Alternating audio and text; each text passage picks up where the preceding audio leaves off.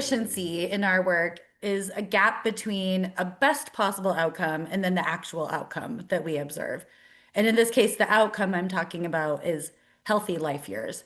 So, for example, if you had two countries, country A and country B, and they're spending the same amount on healthcare per person, and country A has a healthy life expectancy of 78 years, and country B has a healthy life expectancy of 75 years, then we'd say that country B is not spending their money as efficiently, or country A has demonstrated that you can get more for that same amount of money.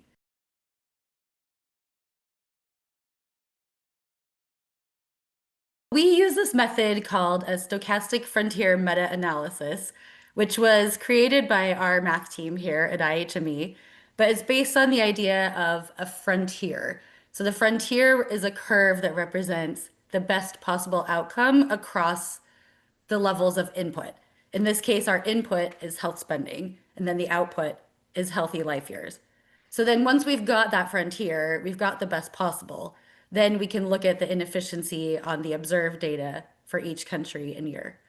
We have the healthy life expectancy from the global burden of disease that is calculated by folks at IHME. And then we also have spending data that's calculated by another team within our institute. So the spending data includes total health expenditure. That includes government spending, out-of-pocket spending, private insurance, and development assistance for health.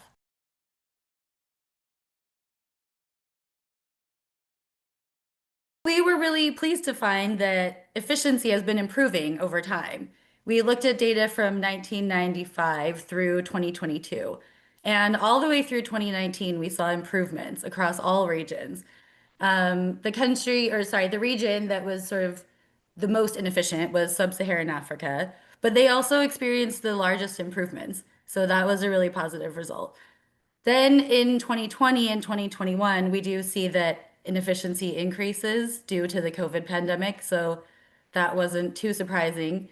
But we do see in 2022 that we're reverting back to the previous trend. So we see a large improvement. So it does appear that those changes from COVID are short term and not going to have long-term impacts on health systems.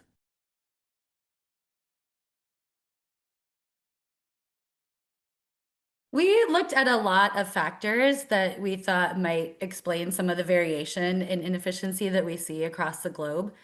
And I do want to emphasize that we're not proving that these factors are causing a change in inefficiency. We're looking at a correlation. But I will point out a few factors that I think were interesting, and these are all areas that are definitely worth exploring further. So one is we saw that government corruption was strongly associated with more inefficiency. So this would be an area to try to tackle. Surely can't change overnight, but sort of intuitive that it would improve efficiency if you reduce corruption. Another important area we looked at was preventative care. So in particular, we looked at vaccination rates and prenatal care. And we found that more vaccination and more prenatal care was associated with more efficiency, which also makes a lot of sense because preventative care is preventing outcomes that are worse from a health perspective and worse from a cost perspective. And another one I'll mention is we looked at financing, in particular, what percent of health spending comes from these different buckets, either government spending, private insurance, or out of pocket.